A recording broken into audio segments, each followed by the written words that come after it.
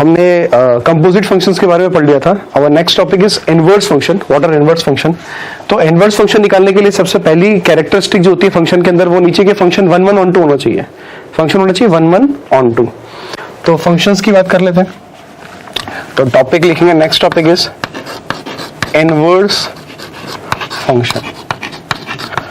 अब inverse function क्या होता है? Write down the definition.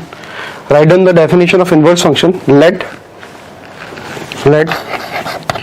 f from a to b is a 1 1 and onto function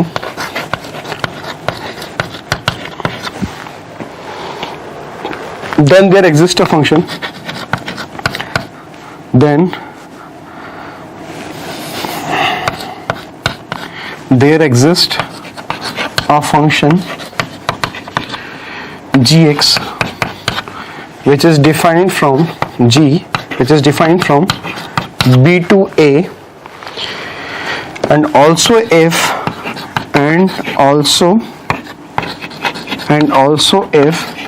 f of alpha is equal to beta, then g of beta is equal to alpha for all alpha belongs to a, capital A, and beta belongs to capital B। ठीक है, statement को पढ़ेंगे। Statement क्या है? Let function is f, a to b is a 1 1 and onto function, then there exists, this is symbol of there exists a function gx, g from b to a। अब जो function आया g वो b to a आया है, और f कहां से कहां तक था? a to b, यानी a की डोमेन तो है, सॉरी फंक्शन की डोमेन, f की डोमेन है a, कोडोमेन है b, और g की डोमेन है b और कोडोमेन है a। तो कोडोमेन और डोमेन आपस में क्या हो गई? इंटरचेंज हो गई। तो late f a to b is a 1 1 and onto function, ये एक जरूरी बात है जो हमें ध्यान रखनी है। 1 1 and onto function, then there exists a function gx from defined from b to a, and also if f of alpha अगर बीटा के बराबर है तो पक्की बात है g of बीटा भी क्या होगा? अल्फा के बराबर होगा। For all alpha belongs to a, alpha a को बिलोंग करना चाहिए, बीटा बिलोंग्स टू b। तो यहां पे हम लिख सकते हैं the function gx is called, the function gx is called the inverse of fx and it is given by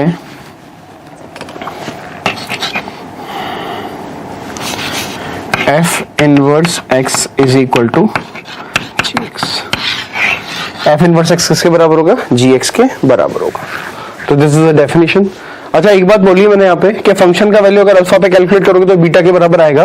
तो अगर g उसका इनवर्स है तो बीटा पे अगर g का वैल्यू कैलकुलेट करेंगे तो किसके बराबर आएगा? अल्फा के बराबर। जैसे कि मैं एक एग्जांपल लूं, if it talk about one example, जैसे y बराबर मैंने बोला e की पावर x, तो अगर y बराबर e की पावर x है तो इसका इनवर्स जो होता है वो y बराबर ln x होता है। कैसे होता है वो हम बाद में बात करेंगे।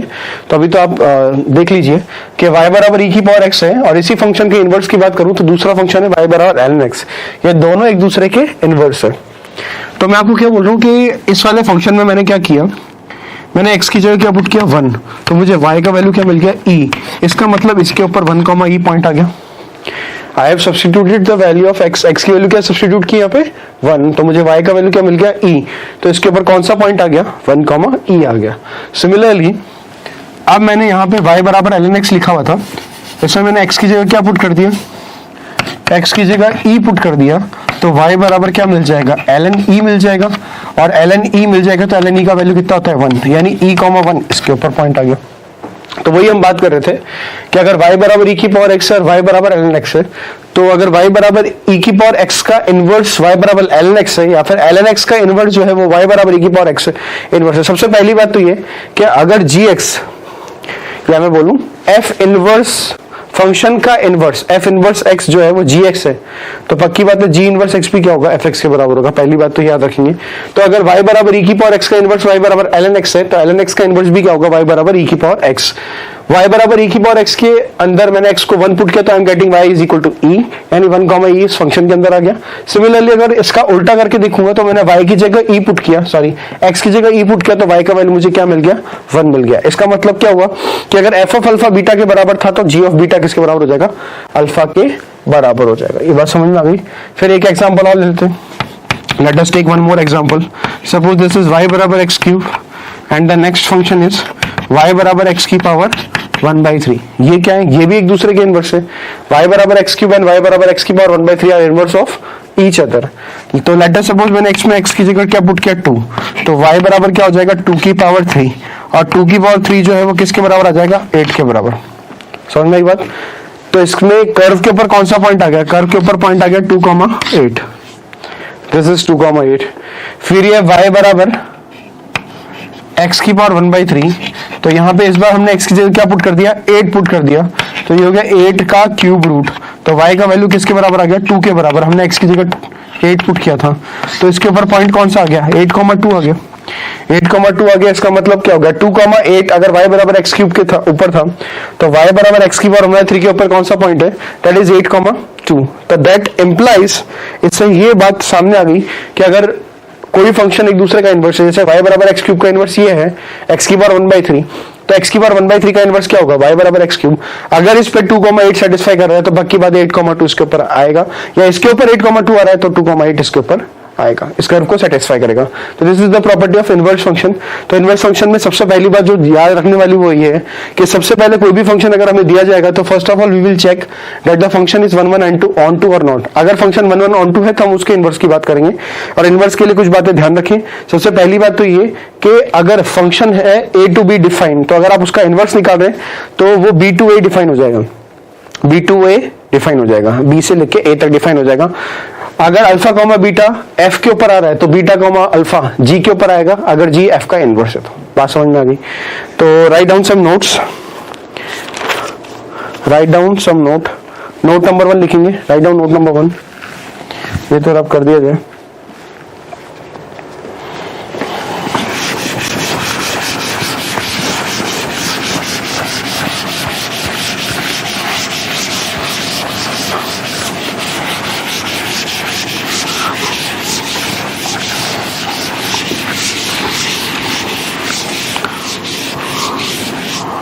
ठीक है, note number 1 is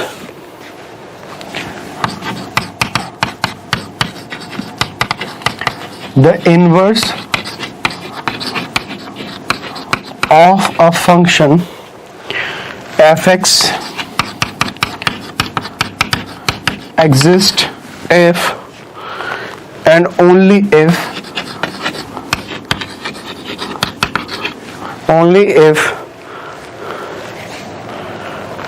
f(x) is 1 1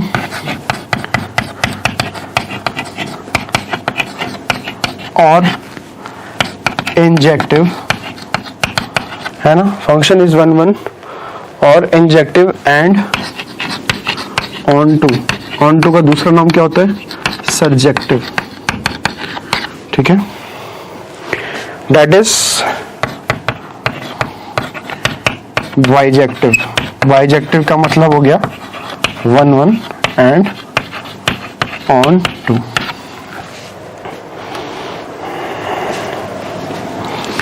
अच्छा, एक बात और, मैं कुछ डायग्राम के थ्रू आपको ये चीज समझाना चाहता हूँ, जैसे कि 1 1 ऑन 2 होना क्यों जरूरी होता है। लेट अस सपोज हमने ये फंक्शन लिया, ये फंक्शन क्या है, अल्फा बीटा गामा, और यहाँ पे हमने ए और बी ले लिया। तो एक फंक्शन डिफाइन है इस तरह से, दिस इज योर एफ, ये आपका कैपिटल ए सेट हो गया और ये कैपिटल बी सेट हो गया। एक एग्जांपल तो ये हो गया, और क्या एग्जांपल ले लेते हैं।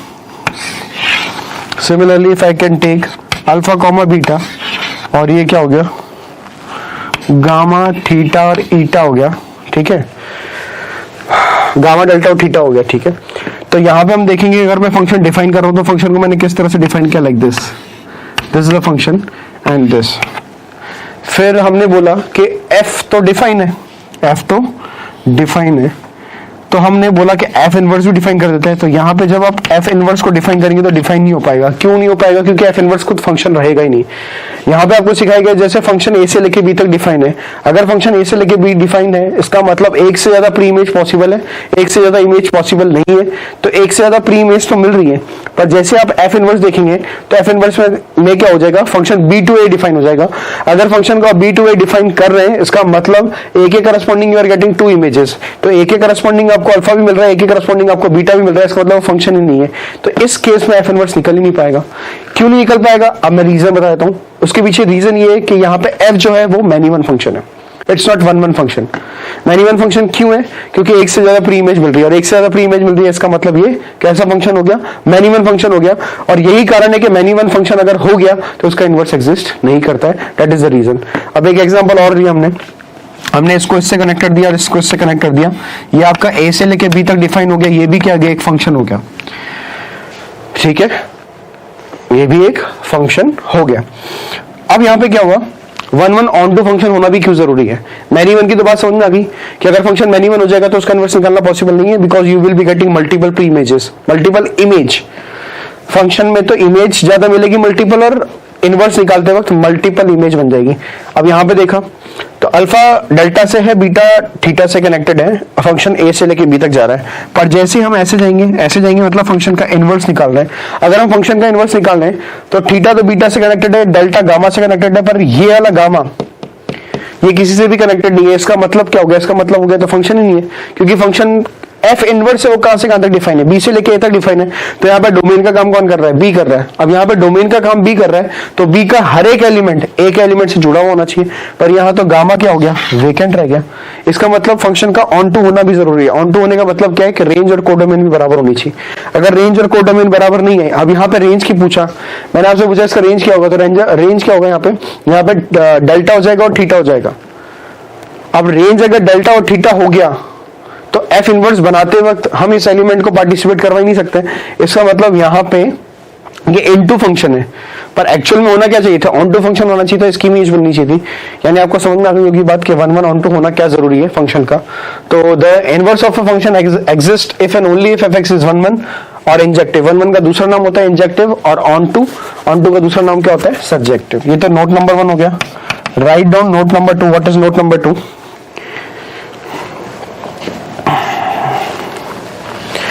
अगर कोई भी फंक्शन ए से लेके बी तक डिफाइन है, if any function is defined from A to B, then domain of F कितना हो जाएगा, वो ए के बराबर हो जाएगा, and that is equal to क्या, range of F inverse.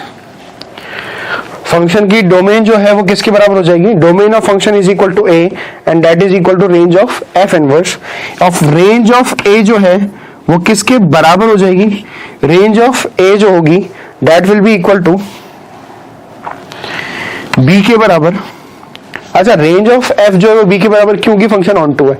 On to है तो रेंज और कोडोमेन आपस में क्या होती है, बराबर होती है। यानी बी वाला सेट जो होगा, अगर हम इसका इनवर्स निकालना चाहते हैं तो फंक्शन ए से बी लिखा हुआ है। अब ये फंक्शन इन्वर्टिबल है, इन्वर्टिबल है मतलब इसका इनवर्स निकाला जा सकता है। कभी भी अगर ये शब्द इस्तेमाल किया जाएगा कि इन्वर्टिबल है, इन्वर्टिबल है इसका मतलब इसका इनवर्स फाइंड किया जा सकता है। तो फंक्शन अगर इन्वर्टिबल है तो फंक्शन ए से लेके बी तक डिफाइन है। तो फंक्शन अगर ए से लेके बी तक डिफाइन है तो ए उसका डोमेन होगा और बी उसका क्या होगा, कोडोमेन होगा। तो ए डोमेन और बी कोडोमेन है। ठीक है, तो रेंज ऑफ फंक्शन की बात करेंगे तो रेंज ऑफ फंक्शन तो क्या हो जाएगा, बी, क्योंकि कोडोमेन और रेंज आपस में बराबर है। अब range of codomain, range of function B है तो डोमेन ऑफ एफ इनवर्स क्या हो जाएगा, वो भी बी के बराबर हो जाएगा। तो यही चेंजेस होते हैं कि फंक्शन अगर ए से लेके बी तक डिफाइन है, फंक्शन की डोमेन ए है, कोडोमेन या फिर रेंज बी है, तो उसके इनवर्स का डोमेन जो आएगा वो बी के बराबर आएगा और कोडोमेन ए के बराबर आएगा। कोडोमेन बोलो या फिर रेंज बोल लो, क्योंकि इनवर्स फंक्शन निकालते वक्त रेंज और कोडोमेन आपस में क्या होते हैं, बराबर होते हैं। ठीक है, ये नोट नंबर 2 हो गया। Write down.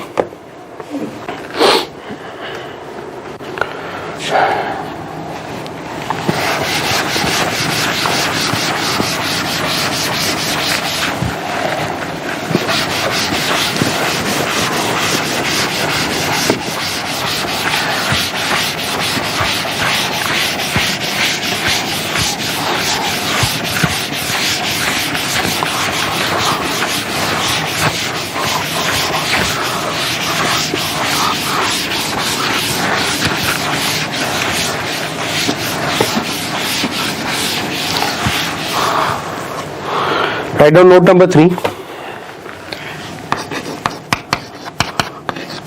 If gx is equal to f inverse x, then g inverse x बराबर किसके होगा? fx के. अगर f का इनवर्स g के बराबर है तो g का इनवर्स किसके बराबर होगा? f के बराबर होगा. Note number 4 is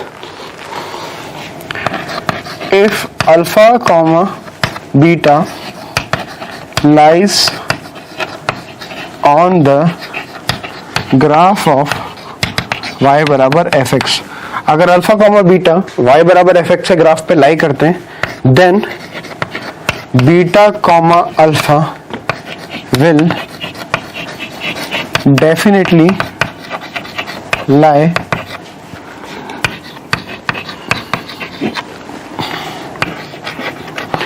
on the graph of y बराबर f inverse of x.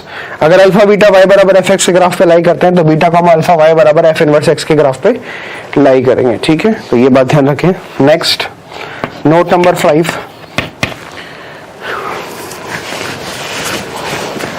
The graph of y बराबर f inverse x will be the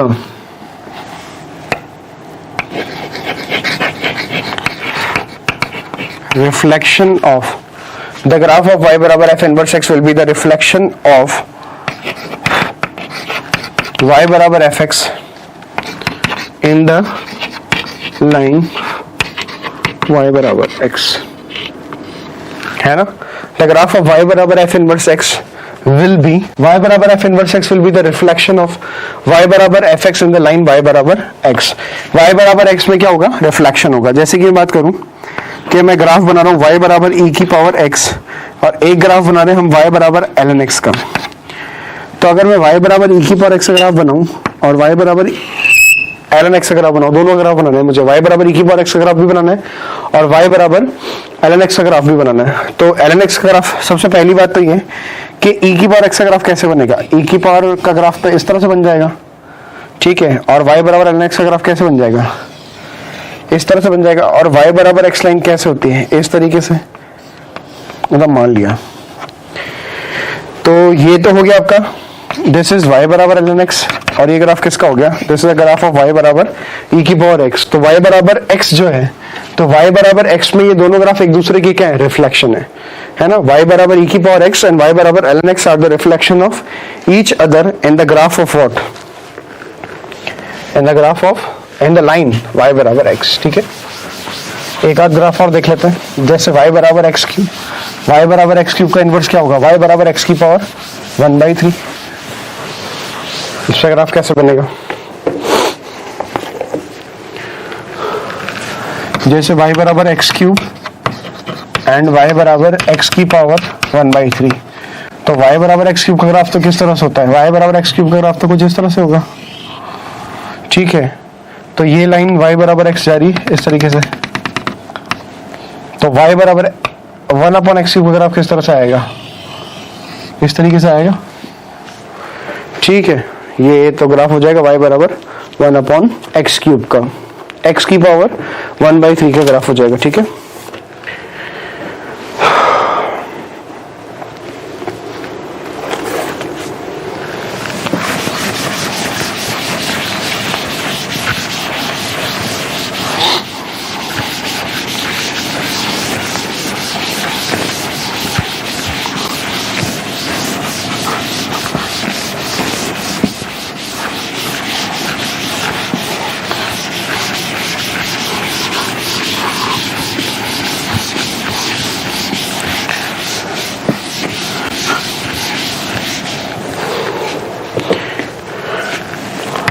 अब है how to find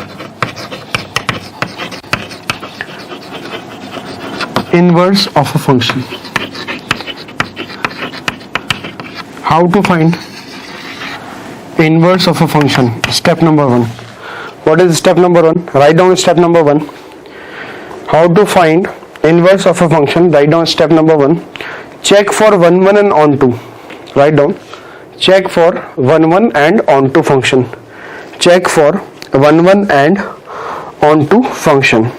If function is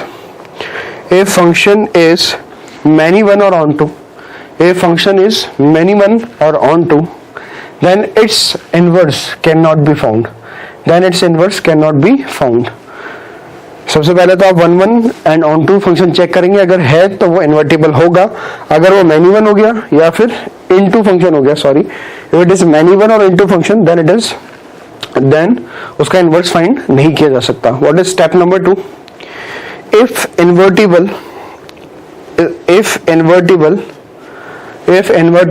then interchange x and y. If invertible then interchange x and y.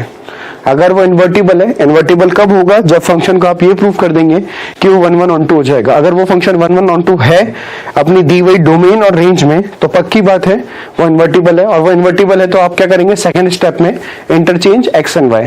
ठीक है, if invertible then interchange x and y in the definition of fx, then interchange x and y in the definition of fx. फिर step number 3 लिखेंगे. What is step number 3? Express y in terms of x. Express y in terms of x.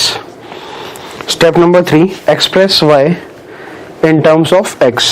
Express y in terms of x. Step number 4, obtained y defined from b to a. obtained y defined from b to a. obtained y defined from b to a. obtained y defined from b to a will be the required inverse. will be the required inverse. 4 बातें बताई गई है. सबसे पहली बात तो क्या? सबसे पहली बात ये, सबसे पहले हम चेक करेंगे फंक्शन 1 1 है या ऑन टू है. अगर फंक्शन 1 1 और ऑन टू दोनों है और मैनी 1 इंटू नहीं है, या इनटू हो गया या मैनी 1 हो गया, कोई भी बात नहीं है, केवल और केवल 1 1 में ऑन टू है. कहने मतलब बाइजेक्टिव है. बाइजेक्टिव है मतलब 1 1 ऑन टू है. इसका मतलब फंक्शन इन्वर्टिबल है. फंक्शन इन्वर्टिबल है, इसका मतलब उसका इन्वर्स फाइंड किया जा सकता है. फिर दूसरा स्टेप क्या करना है? हमें y और x को इंटरचेंज करना है. जो भी फंक्शन हमें दिया हुआ है, interchange y and x. y और x को आपस में इंटरचेंज करने के बाद हमें क्या करना है?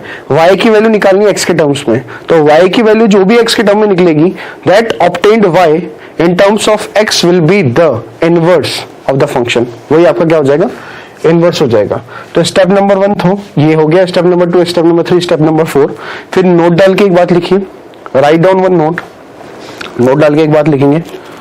Note number 1, if multiple definitions are obtained, if multiple definitions are obtained, if multiple definitions are obtained, if multiple definitions are obtained, then to select appropriate definition. If multiple definitions are obtained, then to check appropriate definition, then to select बोल लीजिए, then to check बोल लीजिए, then to select appropriate definition, then to check appropriate definition, check 1 point or range etc. check 1 point or range etc. check 1 point or range etc. ठीक है, तो हम question number 1 देख लेते हैं. क्वेश्चन नंबर 1 क्या है? Find f inverse x if exist. Find f inverse x if exist where f is defined from 0 से 1 से लेके 2 से लेके इंफिनिटी. ओके, 0 पे ओपन ब्रैकेट, सॉरी यहाँ पे ओपन ब्रैकेट आएगा. Find f inverse if exist where f is defined from 0 से लेके 1 से लेके 2 से लेके इंफिनिटी तक. एंड fx हमें दिया हुआ है. fx हमें क्या दिया हुआ है? fx हमें दिया हुआ है x प्लस 1/x. तो ठीक है, fx इज इक्वल टू 1/, तो हमें क्या दिया हुआ है? सोल्यूशन लिख लेते हैं. सबसे पहले तो हम ये चेक करेंगे क्या ये फंक्शन 1 1 ऑन टू है. तो what is the first step?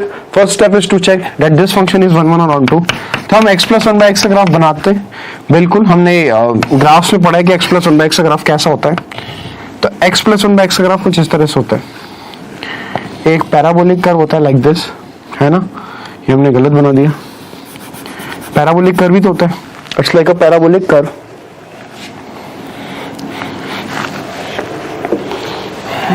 कुछ इस तरह से होता है, whatever। तो यहाँ पे हमें ये बात पता है कि हमें तो क्या करना है, 0 से 1 में देखना है बस ग्राफ। 0 से 1 में तो फिर वही वाला ग्राफ होगा।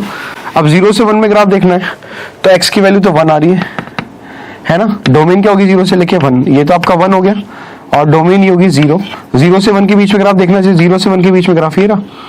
अच्छा, रेंज की बात कर रहे हैं तो फंक्शन में अगर मैं x की जगह 1 पुट कर दूंगा तो x की जगह 1 पुट कर दूंगा तो 1 + 1/1 कितना हो जाएगा 2। तो ये वैल्यू कितनी जाएगी 2। तो मतलब मुझे 0 से 1 के बीच में ग्राफ देखना है तो ग्राफ का केवल कौन सा पोर्शन देखना है, मुझे ये वाला पोर्शन देखना है। अब इस पोर्शन को आप देख सकते हैं कि ये पोर्शन की अगर मैं रेंज की बात करूं तो इस फंक्शन की रेंज कहां से कहां तक जा रही है, 2 से लेकर इन्फिनिटी तक जा रही है। तो रेंज 2 से लेकर इन्फिनिटी तक जा रही है, क्या वो कोडोमेन के बराबर आ रही है। इस फंक्शन के कोडोमेन की बात करूंगा तो कोडोमेन क्या है, 2 से लेकर इन्फिनिटी है। तो बिल्कुल सही बात है, तो रेंज बराबर क्या हो गया, कोडोमेन। तो ये फंक्शन ऑन टू हो गया। क्या ये फंक्शन 1-1 है, क्या ये फंक्शन 1-1 है, तो बिल्कुल 1-1 है। आप कोई सी भी हॉरिजॉन्टल लाइन खींचिए, 1-1 फंक्शन के लिए क्या है, if you draw any horizontal line, यहां से यहां तक का ग्राफ देखना है, मतलब ये वाला ग्राफ हटा दिया तो इस ग्राफ के लिए मैं कोई भी हॉरिजॉन्टल लाइन खींचूंगा तो वो हॉरिजॉन्टल लाइन ग्राफ को केवल एक ही एक पॉइंट पे कट करेगी। इसका मतलब फंक्शन कैसा हो गया, तो fx is both 1-1 and onto, 1-1 भी है और ऑन टू भी है। इसका मतलब ये कैसा फंक्शन है, दिस इज इन्वर्टिबल। अब ये इन्वर्टिबल है तो अब स्टेप नंबर 2 आ जाएगा। स्टेप नंबर 2 क्या होता है कि हम x और y को इंटरचेंज कर दे, तो y की जगह तो x आ गया, x की जगह y आ जाएगा +1/y। अब हमें क्या करना है, y का वैल्यू निकालना है x के टर्म में, तो y का वैल्यू निकालना है x के टर्म में, तो इसको सॉल्व करते हैं। इसको सॉल्व कैसे करेंगे, एलसीएम लिया तो ये आ जाएगा y² y into y, y², y cross multiply हो गया, इस तरफ लेके आए -xy हो जाएगा, तो y² -xy + 1 = 0। अब हमें क्या चाहिए, हमें y का वैल्यू निकालना है x के टर्म में। इसका मतलब हमें इसको क्वाड्रेटिक को सॉल्व करना पड़ेगा जो y में मिल रही है। तो y का वैल्यू अगर हमें x के टर्म्स में चाहिए तो हो जाएगा x ± √b², यानी x² -4। a और c दोनों 1 है अपॉन 2 है, तो ये 2 हो जाएगा। तो y का वैल्यू कितना आ गया, it will be x ± √x² -4 divided by 2। तो here we are getting multiple definition. एक तो मिल जाएगा y बराबर x + √x² -4 डिवाइडेड बाय 2, और एक मिल जाएगा y बराबर x -√x² -4 divided by 2। From here we are getting multiple definition. यहाँ से हमें मल्टीपल डेफिनेशन मिल रही है। तो मैंने आपको बताया था if you are getting multiple definition then check the values of range and domain, you will get the required, क्योंकि इनवर्स तो एक ही आएगा, दो इनवर्स नहीं आएंगे। From here you can check what is going to happen. ठीक है, ये तो पहला सवाल हो गया। Write down the next question.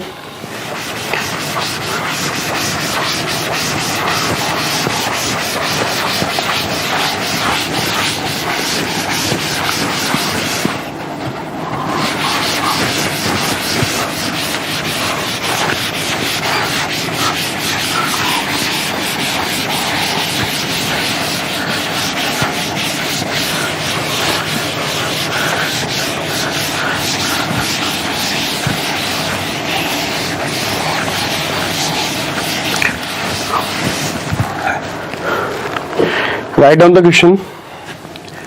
Question क्या है?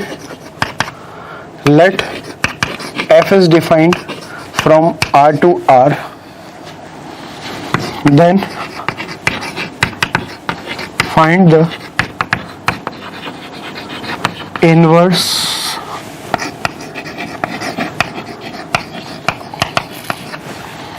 of the function fx बराबर ln के अंदर x plus under root of 1 + x²।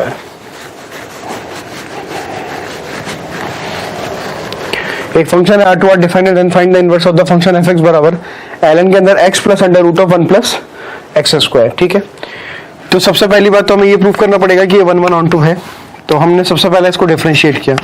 अगर हमने f का f' निकाला तो f' कितना आएगा, 1/x plus under root of 1 + x² into, ये तो ln x का हो गया 1/x, इंटू इसका डिफरेंशिएशन क्या होगा 1 + 1/2 times under root of 1 + x², root x का 1/2 रूट x इंटू x² का डिफरेंशिएशन क्या होगा 2x। 2 से 2 कट गया, टेक एलसीएम, तो एफ डैश एक्स कितना आएगा, एफ डैश एक्स आपके पास आएगा 1 प्लस अंडर रूट के अंदर 1 प्लस एक्स स्क्वायर इंटू ये कितना हो जाएगा root of 1 plus X square plus X divide by कितना हो जाएगा root of 1 plus X square. This will cancel out.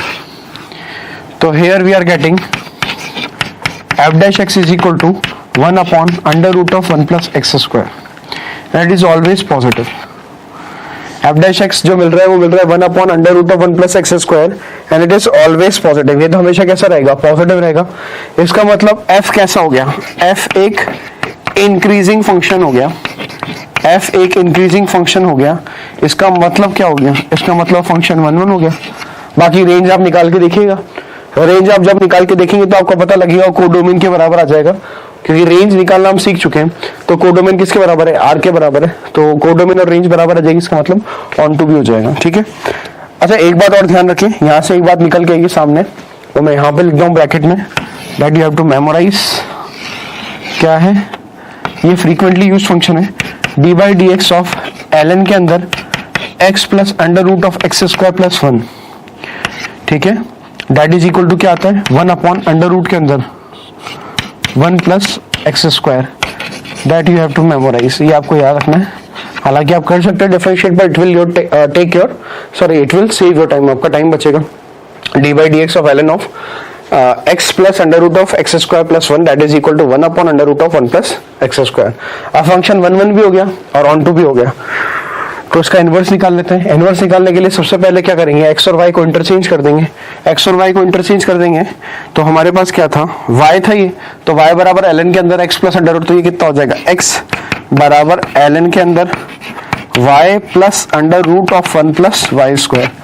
अब क्या करा, हमें y का वैल्यू निकालना है x के टर्म्स में, तो हम क्या कर देते हैं ln से ही हो जाएगा e की पावर x बराबर ही हो जाएगा y plus under root of 1 plus Y square. ठीक है. स्क्वायरिंग कर दिया, पहले e की पावर x माइनस वाई को इधर ले आओ, दैट इज इक्वल टू क्या हो जाएगा root of 1 plus Y square. Squaring कर देंगे तो ये हो जाएगा e की power 2x plus Y square minus 2e की power x into Y, that is equal to 1 plus Y square. ये लो. अब वाई स्क्वायर से वाई स्क्वायर क्या हो गया, कैंसिल.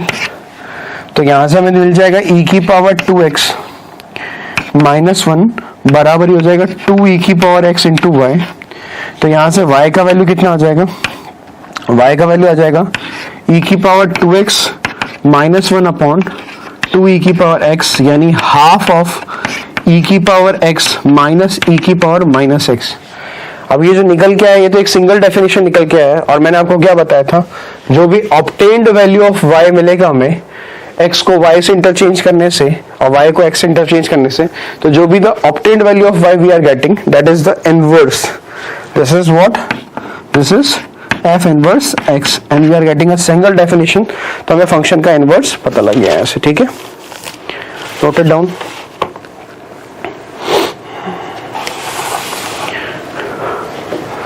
नेक्स्ट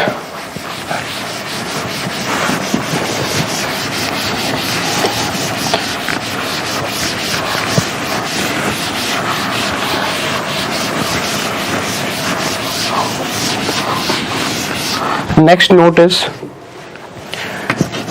नेक्स्ट नोट जो भी नंबर है f of f inverse x लिखा हुआ है वो हमेशा किसके बराबर होगा, x के बराबर for all x belongs to domain of f inverse x.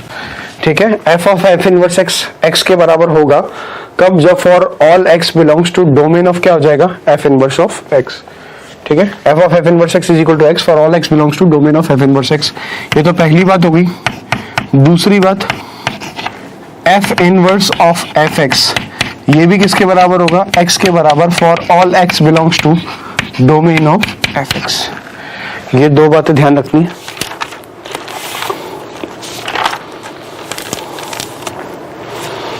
ठीक है. नेक्स्ट बात,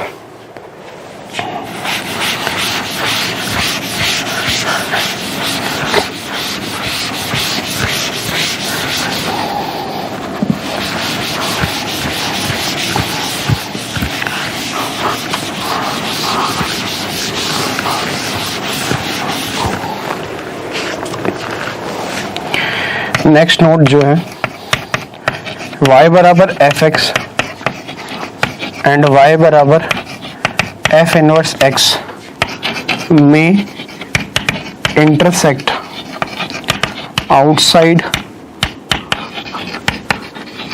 द लाइन y बराबर x।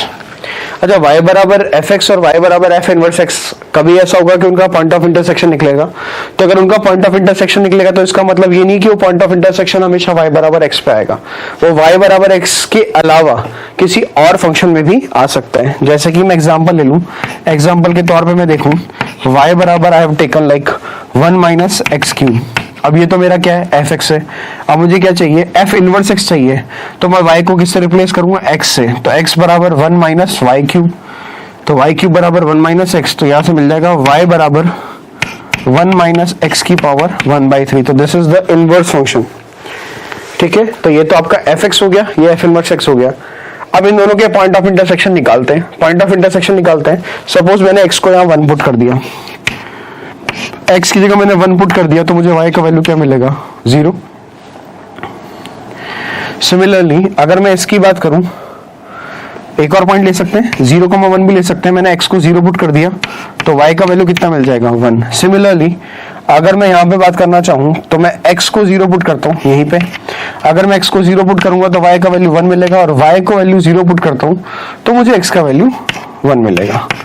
तो इसका मतलब ये 2 पॉइंट्स मुझे यहाँ से मिल रहे हैं। तो ये क्या बता रहे हैं कि इनका जो 2 पॉइंट ऑफ इंटरसेक्शन था, यानी 1,0 देखो इसके ऊपर भी है, 1,0 इसको भी सेटिस्फाई कर रहा है, यानी दोनों एक दूसरे के इनवर्स है। पहली बात तो अगर दोनों एक दूसरे के इनवर्स है, इसका मतलब क्या है, इसका मतलब ये हुआ कि दोनों का रिफ्लेक्शन आएगा। दोनों का रिफ्लेक्शन कहाँ पे आएगा, y बराबर x पे आएगा। दोनों का रिफ्लेक्शन y बराबर x लाइन में आएगा। पर इसका मतलब ये नहीं होता कि दोनों ग्राफ fx और f इनवर्स x ग्राफ जहां पे भी इंटरसेक्ट करेंगे वो हमेशा वही लाइन होगी y बराबर x। तो y बराबर x के अलावा भी ये बहुत सारी जगह पे इंटरसेक्ट कर सकते हैं। ये कैसे प्रूव किया, अब y बराबर x पे जो भी पॉइंट आ रहा होगा it is always of the form, उसका x कोऑर्डिनेट और y कोऑर्डिनेट क्या होगा, सेम, क्योंकि y बराबर x है। पर यहां से इस ग्राफ को, ये fx का ग्राफ है, इसको 1,0 सेटिस्फाई कर रहा है, तो उसके इनवर्स को भी 1,0 सेटिस्फाई कर रहा है, और 1,0 y बराबर x पे तो लाइन नहीं करता है। इसका मतलब ये मैंने स्टेटमेंट लिखा, y बराबर fx एंड y बराबर f इनवर्स x में intersect outside the line y बराबर x। ये y बराबर x के बाहर भी इंटरसेक्ट कर सकते हैं। बात समझ में आ गई? ठीक है, जैसे कि मैंने एक ट्रू फॉल्स लिखा। ट्रू फॉल्स में क्या लिखा, I am writing one true false, to find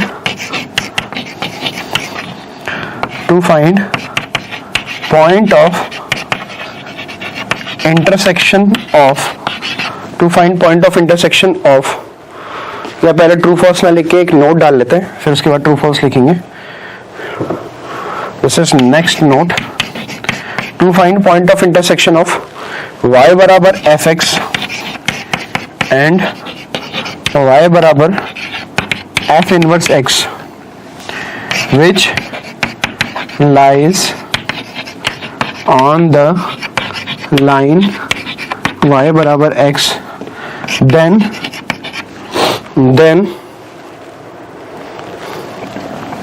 we can equivalently solve y बराबर fx and y बराबर x।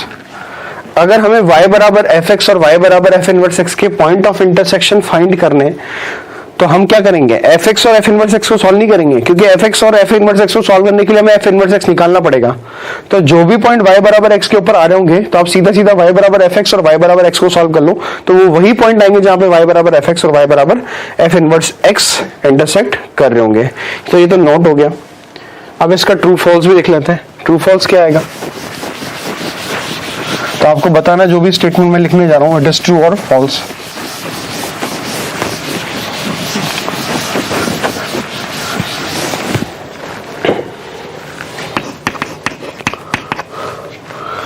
To find